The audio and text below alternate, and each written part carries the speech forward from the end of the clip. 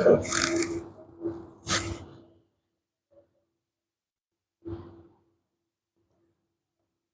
باللہ من الشیطان اللعین الرجیم، بسم اللہ الرحمن الرحیم۔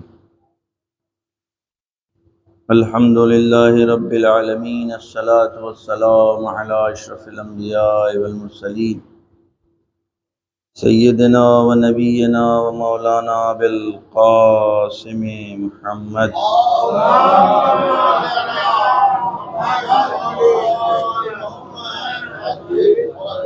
وآلہ الطیبین الطاہرین المعصومین المنتجبین المنتخبین المطہرین الذین اذھب اللہ عنہم الرجس وطہرہم تطہیرا۔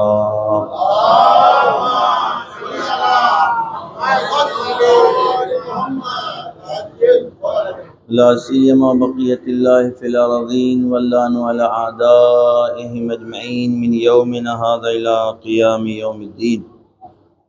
اما بعد، فقد قال اللہ سبحانہ تبارک و تعالی فی محکم کتابہ وقولہ الحق۔ بسم اللہ الرحمن الرحیم۔ وما ارسلناک الا رحمۃ للعالمین۔ وقال اللہ سبحانہ فی آیۃ اخری، رحمت ربک خیر مما یجمعون۔ صلوات بر محمد۔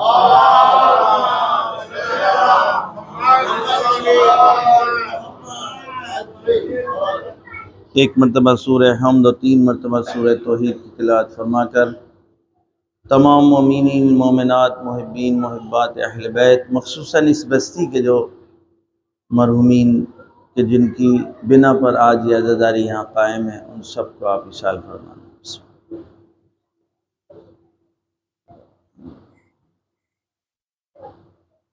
قرآن مجید کی ہم نے 2 آیتیں آپ کے سامنے پیش کی ہیں۔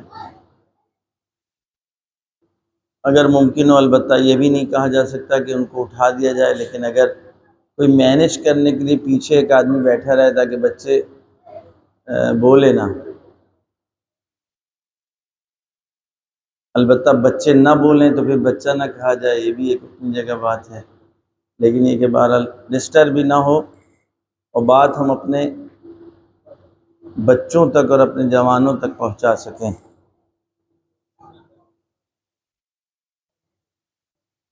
ماہ عزا ہے، ماہ غم ہے،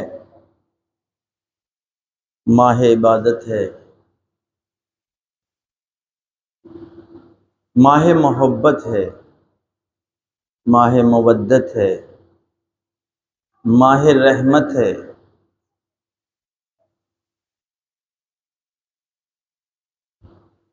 ماہ اعطاء پروردگار ہے۔ اب ہماری اور آپ کی ذمہ داری ہے کہ ہم اس مہینے کی ان چند راتوں سے اور ان چند دنوں سے کیا اخذ کر سکتے ہیں، کیا لے سکتے ہیں اور کیا سمیٹ سکتے ہیں، اور اس کے بعد پھر دوسروں تک کس طرح پہنچا سکتے ہیں۔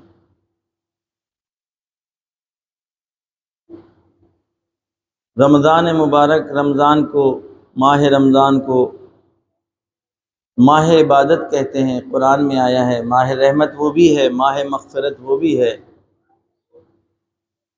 لیکن اس مہینے کو اس کی اصل شکل دینے میں اسی 10 دنوں کا ہاتھ ہے،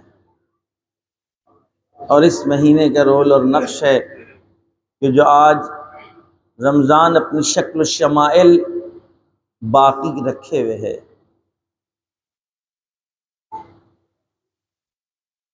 عبادت انسان کو بندگی سکھاتی ہے، عبادت کے ذریعے بندہ معراج کی منزل طے کرتا ہے۔ بندگی سے انسان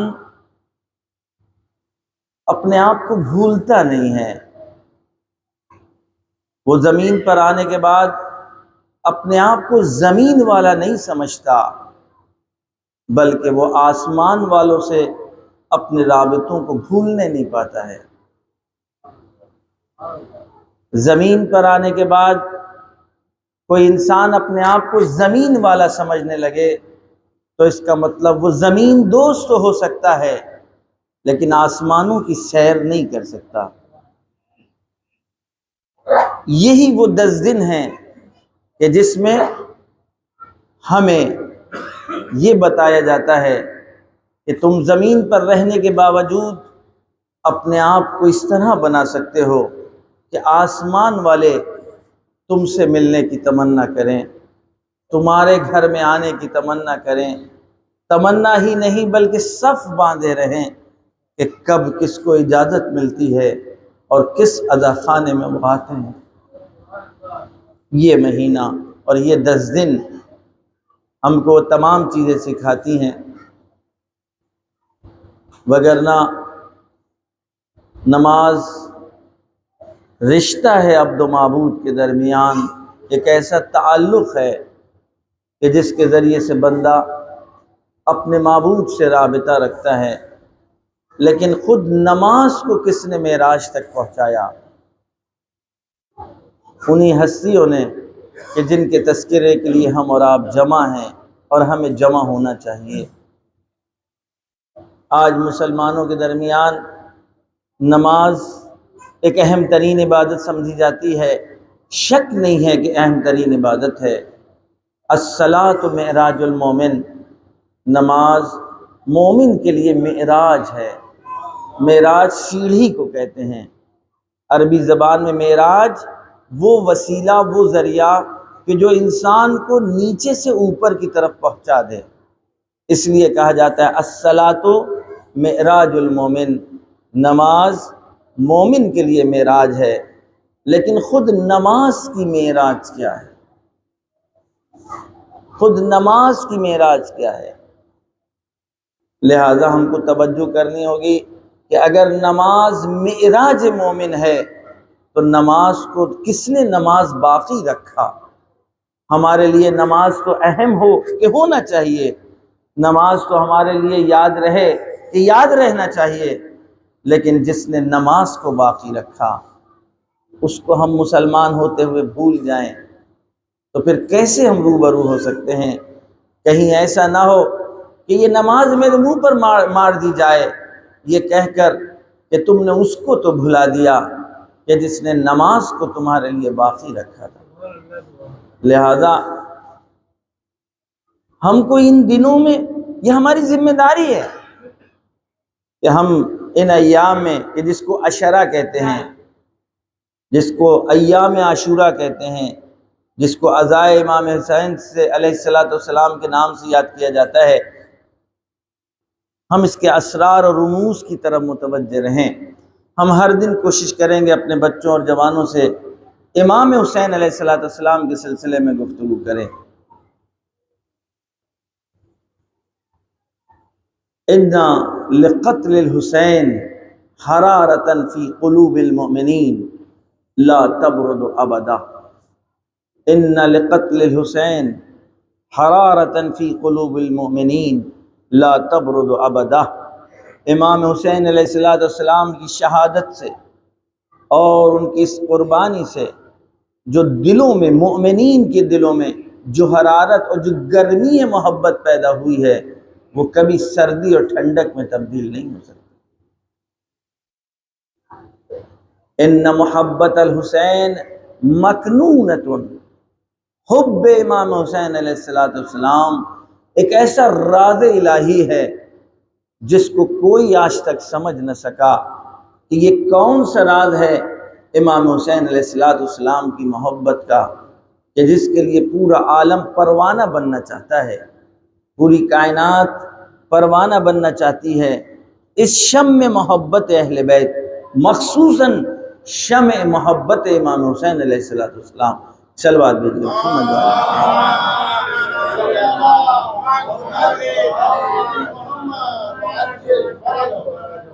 ہم نے آپ کے سامنے 2 آیتیں پڑھی ہیں۔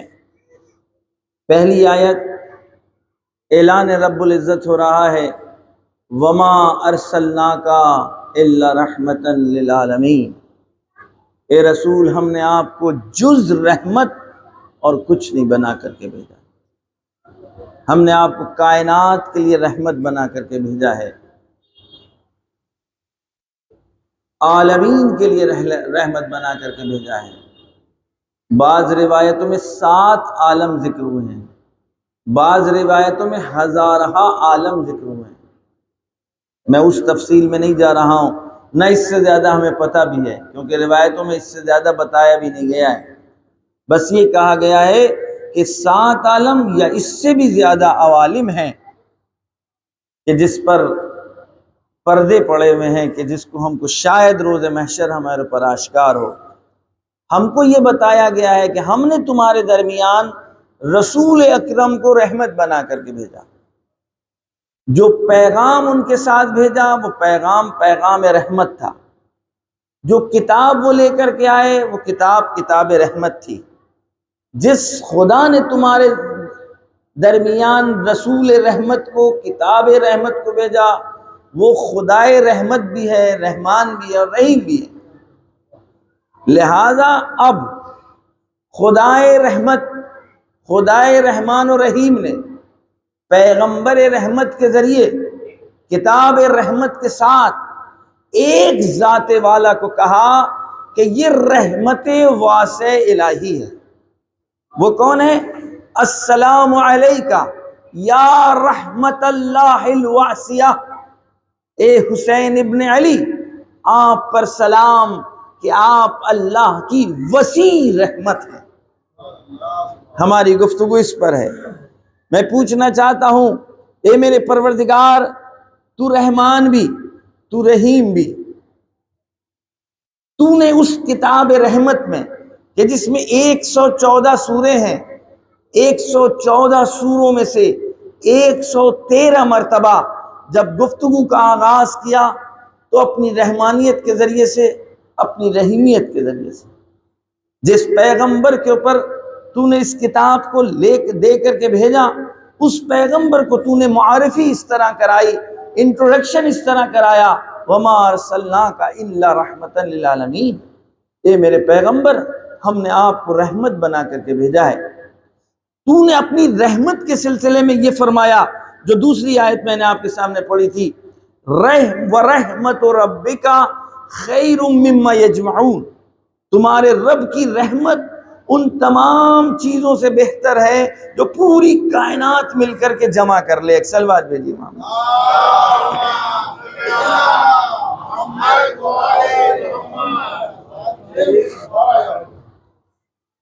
ایک رحمت عامہ ہے، ایک رحمت خاصہ ہے۔ ہمیں اصطلاحات میں گفتگو نہیں کرنا ہے، اپنے بچوں کو سمجھانا ہے۔ ایک عام رحمت ہے، یہ عام رحمت سب کے لیے ہے، اتنی ایسی کامن رحمت ہے کہ اگر کوئی روکنا بھی چاہے تو روک نہیں سکتا۔ اس طریقے سے اللہ کی یہ رحمت ہے۔ اس رحمت کا تعارف رحمانیت سے ہوتا ہے۔ بسم اللہ الرحمن، رحمت عامہ، عام رحمت، کامن رحمت۔ اس کو مثال ہمارے علماء اس طرح دیتے ہیں کہ جس طرح اللہ کی جانب سے جب باران رحمت کا نزول ہوتا ہے، جب بارش ہوتی ہے تو گھر نہیں دیکھتی، چھتیں نہیں دیکھتی، مالدار اور غریب کو نہیں دیکھتی، کالا اور گورا نہیں دیکھتی، اپنا اور پرایا نہیں دیکھتی، بلکہ جب اللہ کی جانب سے اس نے ارادہ کر لیا اپنی رحمت عامہ کو پہنچانے کا، تو یہ رحمت عامہ پوری طریقے سے سب تک پہنچے گی، نازل ہوگی۔ ایک صلوات بھیجیے۔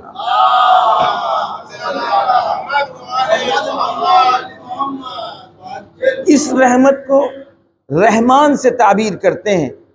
ایک اللہ کی رحمت، رحمت خاصہ، مخصوص رحمت، یعنی خاص لوگوں تک خاص رحمت پہنچتی ہے۔ یہ کون سی رحمت ہے؟ یہ ان لوگوں کے لیے رحمت ہے کہ جنہوں نے اس عام رحمت سے فائدہ اٹھایا۔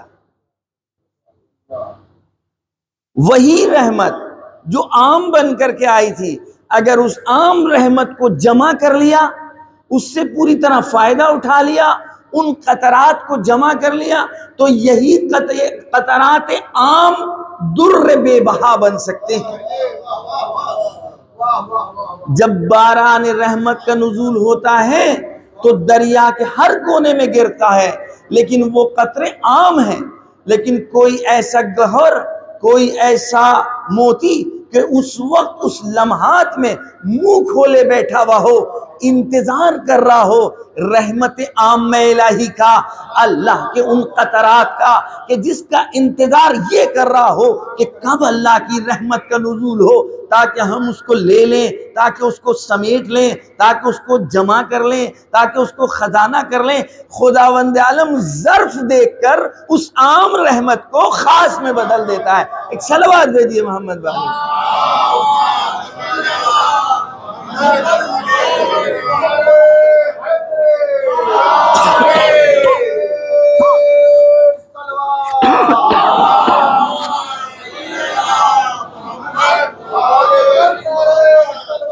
تھوڑا زیادہ گرم کر لو، تھوڑا زیادہ گرم کروا لو۔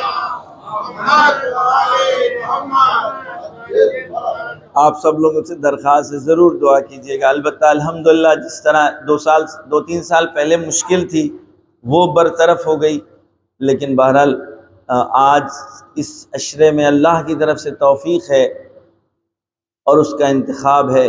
اس انتخاب پر ہم اس کا شکریہ ادا کرتے ہیں کہ اس نے ہمیں 4 جگہ موقع دیا کہ ہم ان کے والوں کا، اس کے والوں کا تذکرہ کریں۔ شرط یہ ہے کہ عالم مادہ میں بھی ہم اپنے آپ کو قوی رکھ سکیں تاکہ اپنی بات پہنچا سکیں۔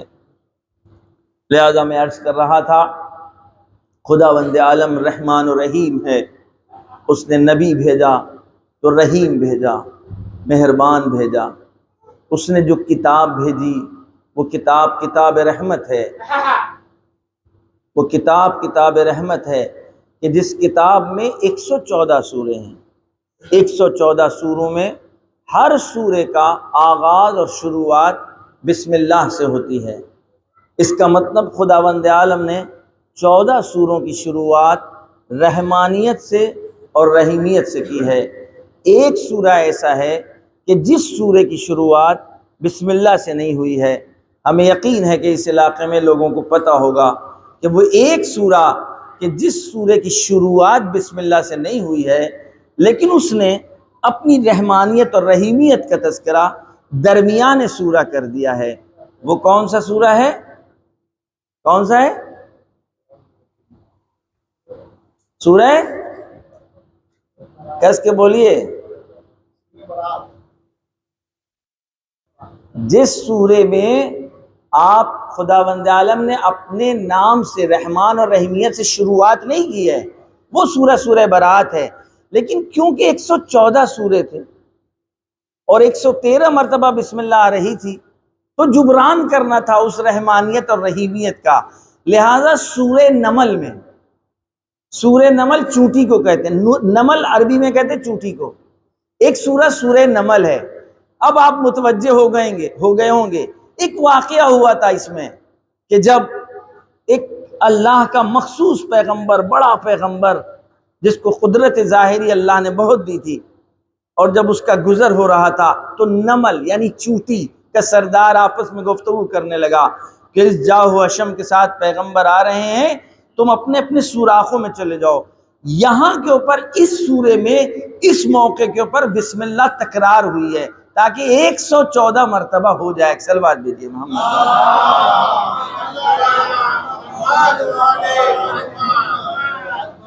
لہذا آپ دیکھیں بس 114 مرتبہ خداوند عالم نے اپنی رحمانیت، اپنی رحیمیت کا تذکرہ کیا۔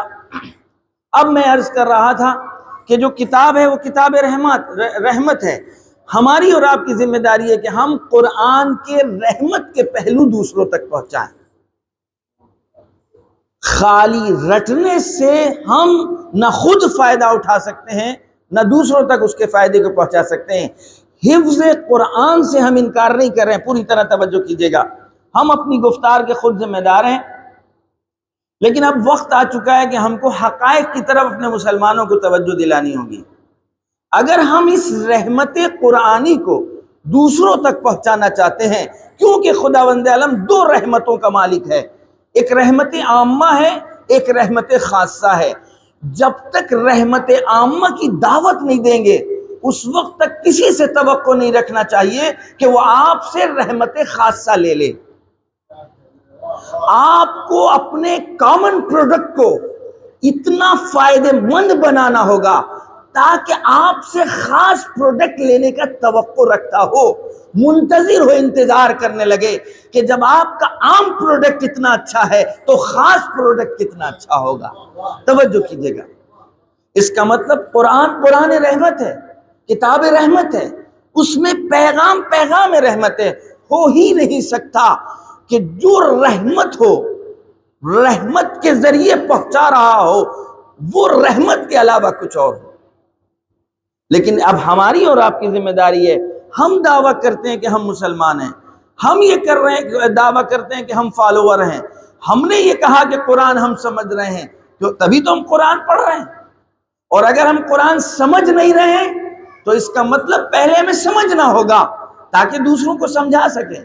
اور اگر صرف قرآن ہمارے لیے نازل ہوا تو پھر ہم مسلمان نہیں رہ سکتے، کیونکہ قرآن صرف ہمارے لیے نہیں نازل ہوا بلکہ قرآن عام مردم کے لیے، عامت الناس کے لیے، پوری بشریت کے لیے، پوری انسانیت کے لیے۔ لہذا قرآن کے جو رحمت کے پیغامات ہیں ان کو ہمیں دنیا تک پہنچانا ہوگا۔ ایک صلوات بھیجیے محمد۔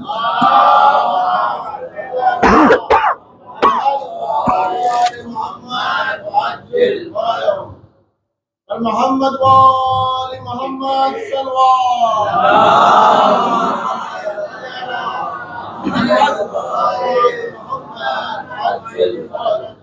لہذا اب دو طرح کی رحمت ہوئی جو میں نے عرض کیا، رحمت عامہ اور رحمت خاصہ۔ رحمت خاصہ رحمت عامہ کے بعد ہے۔ شرط یہ ہے کہ رحمت عامہ سے اگر کسی نے فائدہ اٹھایا، استفادہ کیا ہے تو پھر اس کے لیے رحمت خاصہ بھی ہوگی، یعنی ظرف میں قابلیت ہو، فاعل میں کمی نہیں ہے، پہنچانے والے میں کمی نہیں ہے۔ کبھی بھی کسی ایسے بچے کو آپ سیکنڈ کلاس میں ایڈمیشن نہیں کراتے کہ جس نے فرسٹ کلاس، پہلے کلاس کی جتنی جو اس کے ورکس تھے، جو اس کی ذمہ داریاں تھیں، اس کو پورا نہ کیا ہو۔ جس بچے نے ابھی الفابیٹ نہ سیکھے ہوں، کیا آپ اس کو اس کے بعد والے کلاس میں بٹھا سکتے ہیں؟ جب تک کہ بچہ الفابیٹ سے آشنا نہ ہو جائے، جب تک کہ اے فار ایپل جان نہ لے، سیکھ نہ لے۔ یہی وجہ ہے کہ سکھانے میں تمام نزاکتوں کا لحاظ کیا جاتا ہے، تمام لطافتوں کا خیال کیا جاتا ہے۔ کبھی بھی ایک ہی ڈیفینیشن کو نہیں بتایا جاتا، کبھی بھی ایک واول کی صورت میں بچے کو نہیں بتایا جاتا جب تک کہ ایک کو ایپل کے ذریعے بتا نہ دیا جائے۔ یعنی صداؤں کو بعد میں پہچانوایا جاتا ہے، شکل کو پہلے بتایا جاتا ہے۔ ایک صلوات بھیجیے محمد والا۔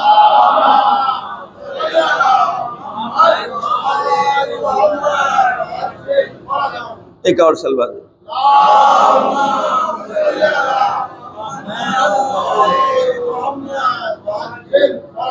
یہ میں نے اس لیے مثال دی میرے بچوں اور میرے جوانوں کہ ہم کو جو قرآن کے عام پیغامات ہیں، جو رسول کے عام پیغامات ہیں، ان پیغامات کو پلانا ہوگا، یا میں لفظوں کو بدلوں، ان عام پیغامات کو پینا ہوگا، ہضم کرنا ہوگا۔ ہم مسلمانوں کو پلانے کی عادت پڑ گئی ہے، خود ہم نے نہیں پیا۔ مشکل یہ ہے ہم نے ابھی خود پیغام رسالت کو اور پیغام رحمت کو ہضم نہیں کیا۔ میرے عزیز دوستو، جب تک کہ ہم قرآن کے عام پیغاموں کو خود ہضم نہیں کریں گے، خود اپنے وجود میں اتاریں گے نہیں، اس وقت تک دوسروں تک پہنچا نہیں سکتے۔ اگر خدائے رحمان و رحیم ہے، اگر کتاب رحمت ہے، اگر وہ رسول رحمت ہے، کہ ہے، شک کی نہیں ہے۔ کون ہے کہ جو اس بات سے انکار کرے؟ اگر انکار کر دے تو وہ مسلمان باقی نہیں ہے۔ اس کا مطلب خدائے رحمان و رحیم، پیغمبر رحمت، کتاب رحمت، تو ہم مسلمانوں میں رحمت کے جلوے کہاں چلے گئے؟ رحمت کسے کہتے ہیں؟ ترحم۔ رحمت کسے کہتے ہیں؟ پیار۔ رحمت کسے کہتے ہیں؟ محبت۔ رحمت کسے کہتے ہیں؟ ایک دوسرے کا خیال رکھنا۔ رحمت کسے کہتے ہیں؟ سرپرستی۔ رحمت کسے کہتے ہیں؟ کسی بھی یتیم کو روتا دیکھ کر ہم خود رونے لگے۔ رحمت کسے کہتے ہیں؟ سایہ۔ رحمت کسے کہتے ہیں؟ دیوار۔ رحمت کسے کہتے ہیں؟ پشتوانہ۔ یہ تمام وہ کام ہیں جو قرآن نے پیش کیا آیت کی صورت میں، رسول اکرم نے عمل کر کے دکھایا۔ مشکل کیا ہوئی؟ مشکل یہ ہوئی کہ رسول اکرم نے صلوات بھیجی محمد،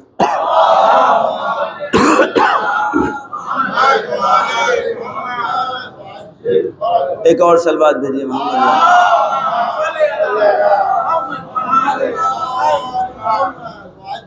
البتہ میں نے شاید اس سے پہلے بھی کبھی آپ لوگوں کے درمیان عرض کیا ہے کہ چیخ کر مجلس جو پڑھتے ہیں برا لگتا ہے، صحیح بھی نہیں ہے، لیکن خود درمیان مجلس ہم خود اسی عیب میں گرفتار ہو جاتے ہیں۔ اس مرتبہ عہد کیا ہم نے، دعا کریے کہ اس عہد پر باقی رہیں، درمیان میں مستقل یاد آتا رہے کہ ہم کو بات پہنچانا ہے تاکہ ہم اپنی بات دوسروں تک پہنچا سکیں۔ یہ ایک بڑی مشکل ہے۔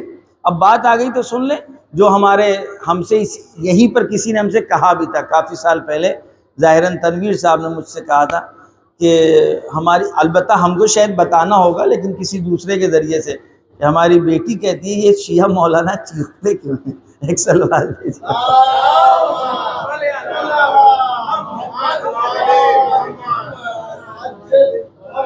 اتنی ہماری آوازوں کو روکا گیا اس 1400 سال میں، اتنا دبایا گیا، اتنا دبایا گیا، اتنا دبایا گیا کہ عادت پڑ گئی ہے کہ تم کوئی بہانہ نہیں لا سکتے، اب چیخ چیخ کر سنائیں گے تم۔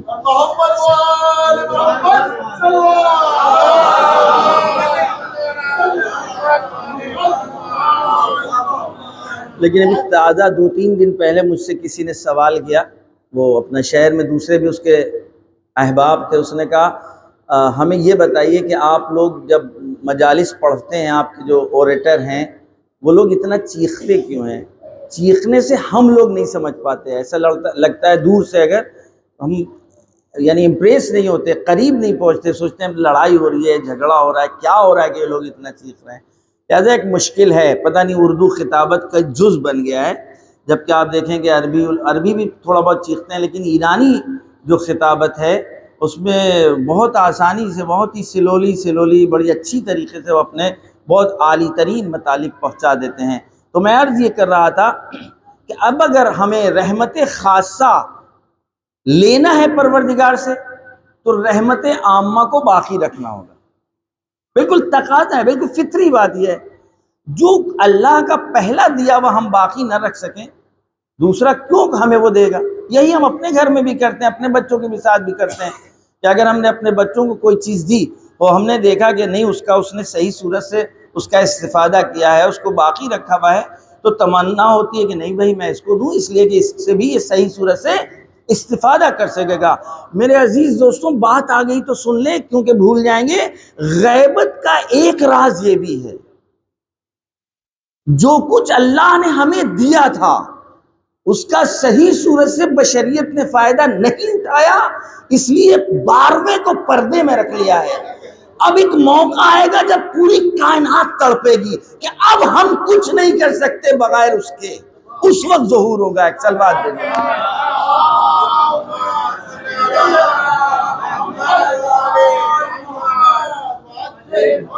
یہ جو ایک راز ہے، جو ایک سبب ہے، وہ یہ بھی ہے کہ 11 ہمارے درمیان میں آئے، اس سے پہلے پیغمبر آئے، لیکن جب وہ جانے لگے وہ تمام تر کوششوں کے باوجود دنیا نے ان کے ساتھ کیا کیا؟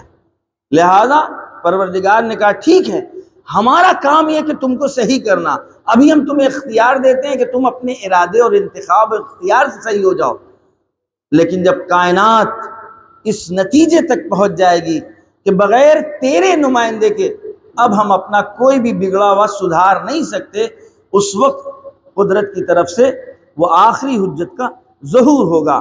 لہذا آپ دیکھیں کہ رحمت عامہ کے بعد رحمت خاصہ ہے۔ بس اب آئیے دیکھتے ہیں کہ رحمت کی تعریف کیا ہے۔ رحمت میں نے عرض کہا رقت قلب ہونا، دل کا پسیج جانا ہمارے اور آپ کے لیے۔ جب عالم مادہ میں آئیں گے، ہم جب کسی کے ساتھ رحمت کا مظاہرہ کرتے ہیں، اسی سے بنا ہے ترحم، اسی سے بنا ہے رحم کرنا۔ بڑے رحم دل ہیں، بڑے نرم دل ہیں، بڑے اچھے اخلاق والے ہیں، اس سے بنا ہے۔ یعنی جب ہم اپنے درمیان میں رحمت کی تعریف کریں گے تو اس طریقے سے کریں گے، بس رحمت کی تعریف یہ ہوئی۔ لیکن خداوند عالم کے لیے جب رحمت کہیں گے کہ وہ رحیم ہے، وہ رحمان ہے، تو وہاں رقت قلب تو ہے نہیں، وہاں مراد ہے اللہ کی جانب سے ان تمام چیزوں کو فراہم کرنا کہ جس کے ذریعے سے کائنات میں ہر طرف رحمت کے جلوے نظر آئیں۔ اب آئیے، اللہ کی جانب سے پہلی رحمت کا مظاہرہ یہ تھا کہ کائنات کو حضرت انسان کے لیے خلق کر دے۔ خلقت کا ظہور اللہ کی پہلی رحمت کا مظاہرہ ہے۔ اگر وہ خلق نہ کرتا تو کیا ہمارا وہ قرض دار تھا؟ پوری طرح توجہ کیجیے، اگر وہ ہم کو بناتا خالی اور دنیا کو اس طریقے سے خلق نہ کرتا تو پھر کیا ہم کوئی خداوند عالم بے دہکار تھا؟ ہم کہتے کہ یہ کیوں نہیں کیا، یہ کیوں نہیں کیا، یہ کیوں نہیں کیا؟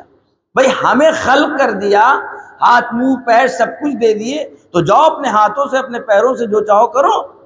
لہذا اس کی رحمت کا تقاضا یہ تھا کہ اس نے ہم سے پہلے کائنات کو خلق کیا،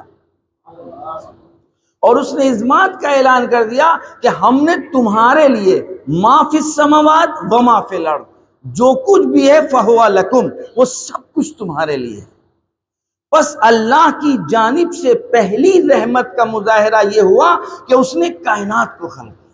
اب آپ کائنات میں تمام چیزیں دیکھ لیجئے کہ جتنی چیزوں پر آپ نگاہ ڈالیں گے سوائے رحمت الہی کے کچھ نظر نہیں آئے گا۔ اور کائنات اس کو رحمت سمجھ بھی رہی ہے، کہتی ہے اگر ہوا نہ چلے، اگر پانی نہ ہوتا، سخت گرمی ہو، تو انسان کس چیز کی توقع کرتا ہے؟ زیادہ پانی برسنے لگے تو کس چیز کی توقع کرتا ہے؟ اگر کوئی چیز آپ نے بوئی اور صحیح وقت پر فصل نہ نکلے، کس چیز کی توقع ہوتی ہے؟ ان تمام چیزوں کو مصداق رحمت الہی کہتے ہیں۔ یعنی اللہ کی جانب سے جو کچھ بھی اس نے انسان کے لیے خلق کیا اور انسان کی ضرورتوں کو پورا کرنے کے لیے خلق کیا، وہ سب کچھ اللہ کی رحمت کا تقاضا ہے۔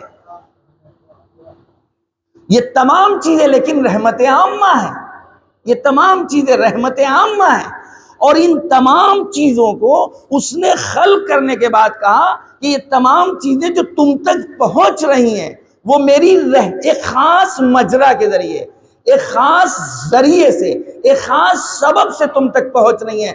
اگر ان سب کو گوارا کرنا چاہتے ہو، حلال بنانا چاہتے ہو، جائز بنانا چاہتے ہو، تو اس رحمت خاصہ کا انکار نہ کرنا۔ اگر اس رحمت خاصہ سے تمہارا رابطہ رہا تو یہ ساری چیزیں تمہارے لیے رحمت خاص میں تبدیل ہو جائیں گی۔ ایک صلوات بھیجیے۔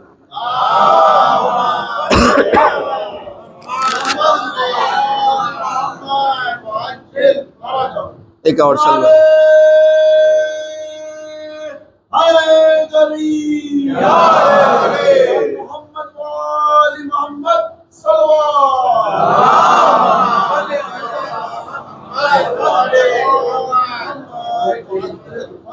اب میری گفتگو یہ تھی کہ ہم اس ماہ محرم میں آپ کے درمیان امام حسین کی رحمت سے گفتگو کریں گے۔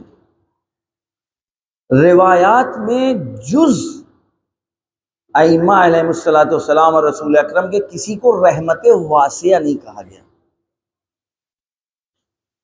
رحمت واسعہ یعنی جس کی کوئی حد نہ ہو، جس کی کوئی تھا نہ ہو، جس کی کوئی گہرائی کو معین نہ کر سکے، جس کی کوئی چوڑان کو معین نہ کر سکے۔ میرے بچے خاص طور سے توجہ کر سکیں، رحمت واسعہ یعنی رحمت مطلقہ۔ رحمت مطلقہ یعنی جو کوئی قید اور شرط کو قبول نہ کرتا ہو۔ آپ نے کہا فلاں جگہ پانی مل رہا ہے، میٹھا پانی، 11 بجے تک گاڑی کھڑی رہے گی۔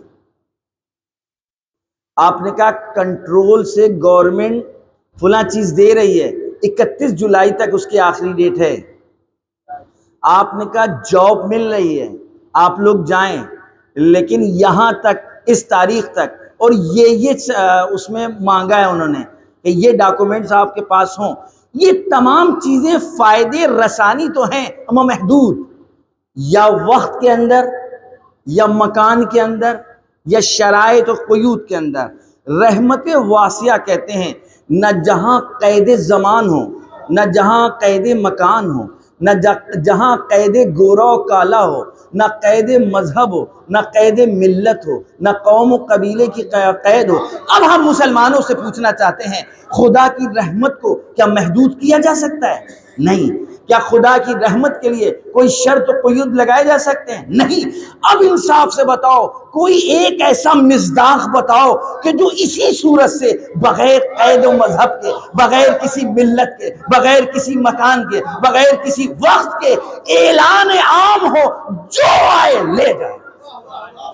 لبیک یا حسین، لبیک یا حسین، لبیک یا حسین، لبیک یا حسین، لبیک یا حسین، لبیک یا حسین، نعرہ حیدری، نعرہ صلوات۔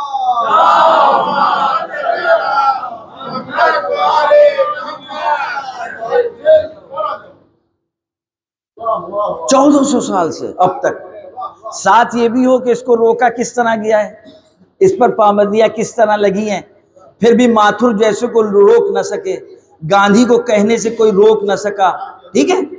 اور اسی طرح سے ہم آپ تک نام گنوا سکتے ہیں، اور انہوں نے جو کچھ بیان کیا ہے وہ بھی آپ تک پہنچایا جا سکتا ہے۔ میں آج ہی سویرے پڑھ رہا تھا، فرانس لبنان کا رہنے والا ایک عیسائی ہے، اس کا نام ہے انتون باران۔ اس نے 2 کتابیں لکھی ہیں۔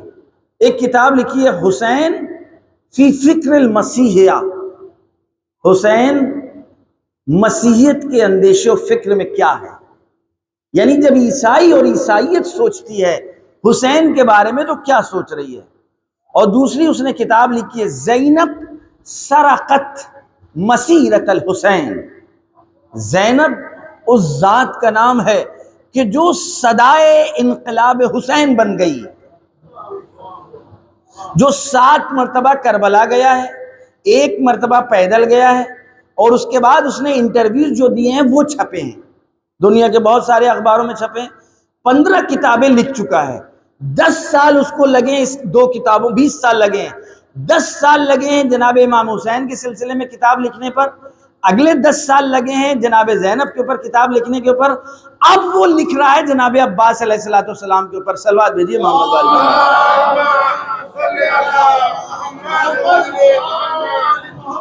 ابھی آپ گوگل سرچ کریے، اس کے اوپر یہی آپ اسپیل ڈالیے گا، انتون باران، ظاہراً ANTION اور BARIN، تو وہ آپ کو اس کے بارے میں پورا اس کی بایوگرافی آئے گی، اور اس میں اس نے جو کچھ بھی کیا ہے وہ لکھا اس میں آئے گا۔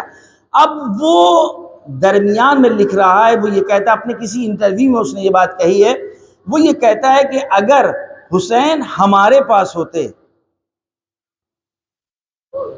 اب یہ ایک پیغام ہے اس کی جانب سے، وگرنہ اس کے سلسلے میں کوئی یہ کہہ نہیں سکتا کہ وہ ابھی عیسائی و مسیح ہے۔ اس نے کبھی کہیں پر اس بات کا اعتراف بھی نہیں کیا کہ ہم شیعہ ہو چکے ہیں یا ہم مسلمان ہو چکے ہیں۔ ابھی اس سے کسی نے سوال کیا تھا ابھی چند سال پہلے ایک انٹرویو میں کہ یہ بتائیے کہ آپ کیا ہیں، آپ مثلا مذہب حق اہل بیت کو قبول کر چکے؟ اس نے جو جواب دیا دل چاہتا ہے ہم لوگ اپنے گھروں میں لگائیں۔ وہ کہتا ہے جناب، وہ کہتا ہے، اس سے ایک لیڈی پوچھ رہی ہے، اس سے محجبہ لیڈی ہے، اس سے سوال کر رہی ہے، وہ کہتی ہے لگتا ہے کہ آپ یہ ہو چکے ہیں، تو وہ کہتی ہے آپ کو اس پر اصرار کیوں ہے کہ کیا ہم کیا ہو چکے ہیں؟ آپ کو عقیدے سے مطلب ہونا چاہیے، اعتقادات سے مطلب ہونا چاہیے، نظریات سے مطلب ہونا چاہیے۔ آپ یہ دیکھیں کہ میرے نظریہ کیا ہے، میرے اعتقادات کیا ہیں، میرے عقائد کیا ہیں۔ اب اس کے بعد جو جواب دیتا ہے وہ اور زیادہ قیمتی ہے۔ وہ کہتا ہے نہ جانے کتنے مسلمان ہیں کہ جن کے عقیدے کیا کیا ہیں، جائیے پڑھ لیجئے۔ ایک صلوات بھیجیے محمد۔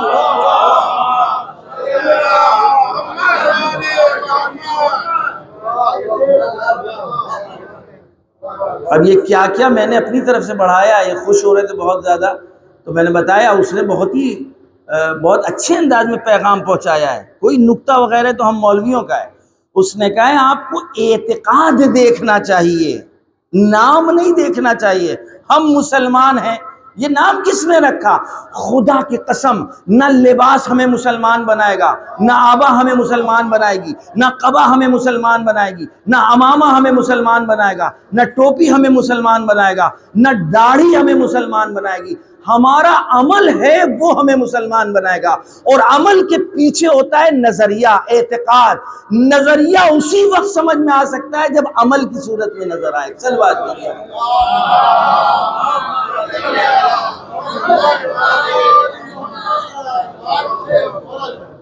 وگرنہ وہ ماتھر کا، ہمیں ماتھر لکھنوی کا شعر نہیں یاد ہے کیونکہ ذوق شعری ہمارا بہت کم ہے۔ اس نے اپنے کسی شعر میں کہا تھا کہ ہم ہندو صحیح لیکن ان مسلمانوں سے تو اچھے ہیں کہ جن کے ہاتھ خون امام حسین میں رنگین ہیں۔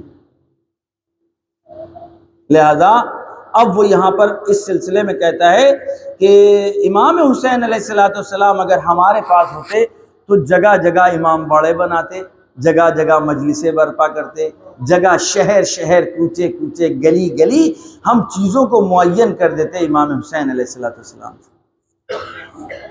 بڑا عجیب پیغام ہے۔ جن قوموں کے پاس، آخری میری بات ہے آج کی، جن قوموں کے پاس کوئی سورما نہیں ہوتا، کوئی پہلوان نہیں ہوتا، کوئی قہرمان نہیں ہوتا، کوئی آئیڈیل نہیں ہوتا، تو وہ سورماؤں اور قہرمانوں کو گڑھتی ہیں، افسانے بناتی ہیں۔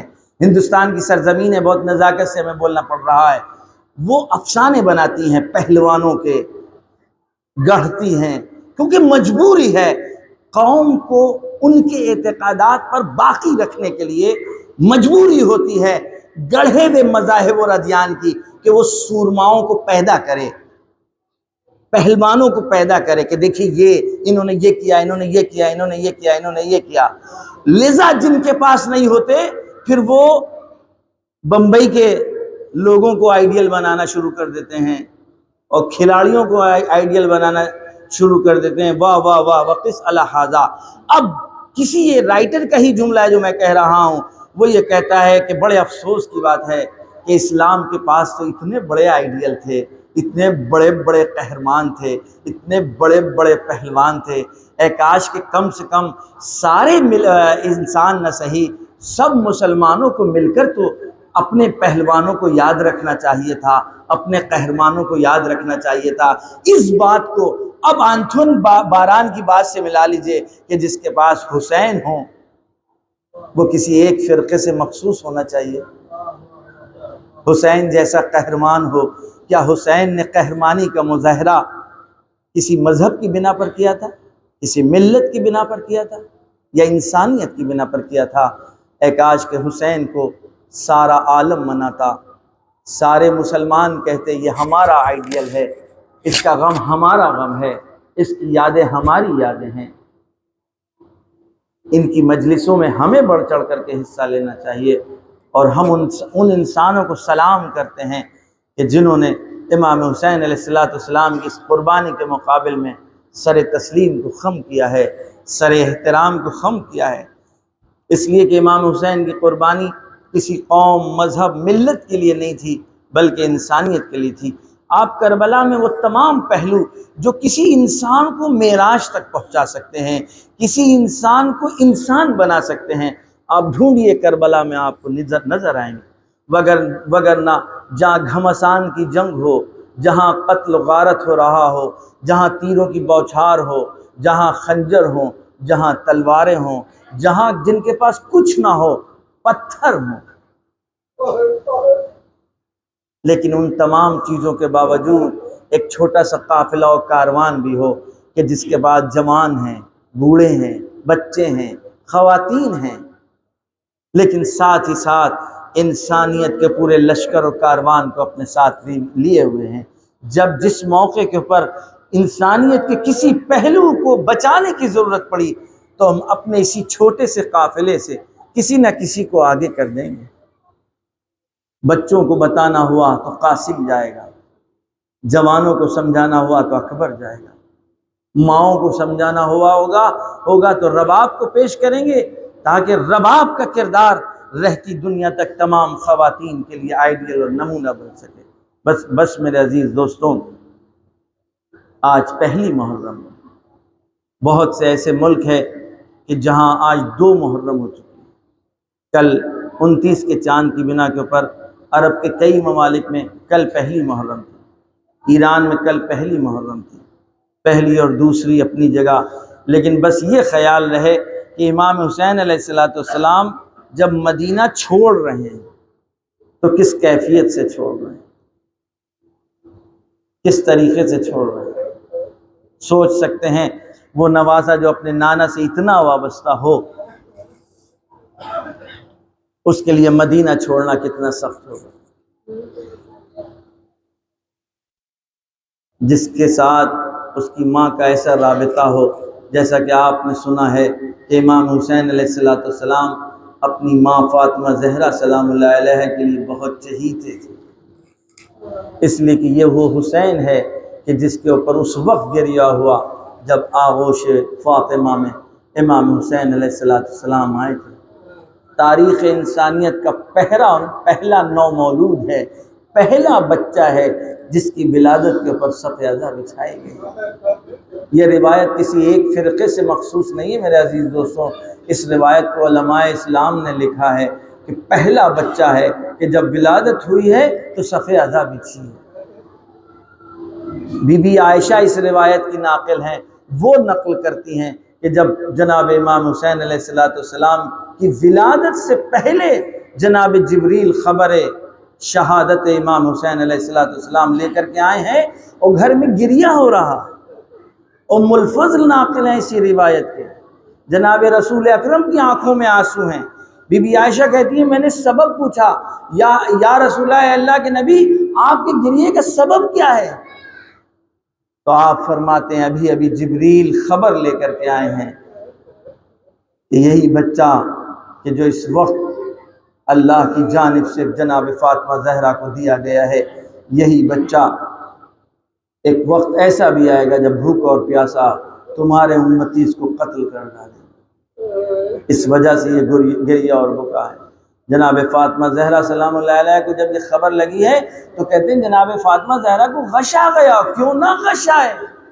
انصاف سے بتائیں، ایک ماں جس کی آغوش میں ابھی بچہ آیا ہو اور اس کو اتنی دردناک خبر شہادت دے دی جائے تو کیسے برداشت کرے گی؟ لیکن اس کے بعد رسول اکرم نے جبریل کے ذریعے سے جو تسلی دی ہے جناب فاطمہ زہرا کو، وہ تسلی یہ دی ہے کہ نسل امامت تمہارے اسی فرزند سے ہو، یہی تمہارا فرزند ہے جو بقائے دین اسلام کا سبب بنے گا، یہی تمہارا بچہ ہے جو ہماری نبوت اور رسالت کو باقی رکھے گا۔ جناب فاطمہ زہرا کو تسلی ہو گئی۔ میرا کہنے کا مطلب یہ ہے کہ اتنی زیادہ وابستگی ہے۔ امام حسن اور امام حسین علیہ السلام اس وقت بھی اپنے ماں کے ساتھ ہیں۔